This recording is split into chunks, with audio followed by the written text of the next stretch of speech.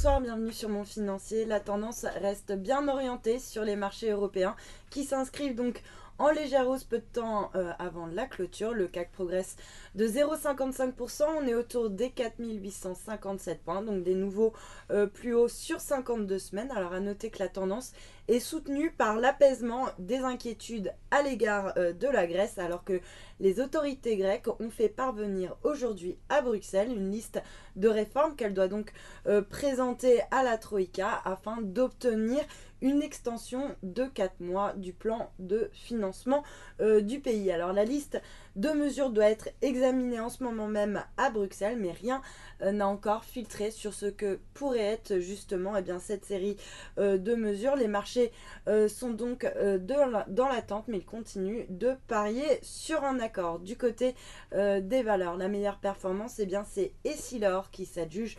2,15% après des commentaires positifs de la part d'analystes, notamment de la part de Exane, qui estime qu'il est logique d'investir dans Essilor alors qu'une accélération de la croissance économique est attendue pour cette année. À noter également Capgemini qui affiche l'une des plus fortes hausses de l'indice, un gain de 1,75%, toujours soutenu par les bons résultats qui ont été dévoilés et surtout par les perspectives florissantes qui ont été présentées à l'occasion de sa publication.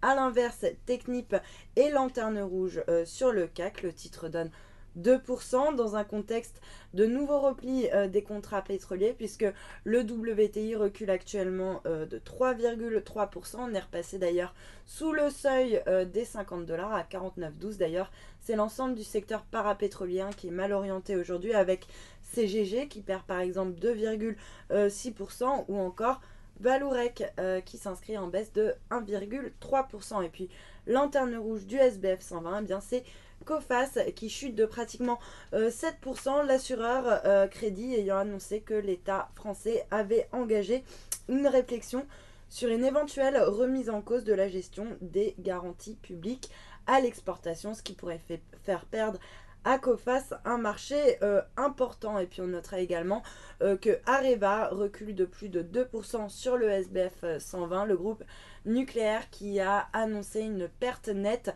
qui s'approche des 5 milliards d'euros. Et puis sur le marché d'échange, l'euro lui s'inscrit en baisse, plombé en partie par une confiance en Allemagne qui ne progresse pas autant que prévu. L'euro qui perd donc 0,4% mais qui préserve le seuil des 1,13. Et puis à noter que le dollar quant à lui s'inscrit en très légère baisse par rapport au yen, moins 0,18%. On est sous le seuil des 119 yens.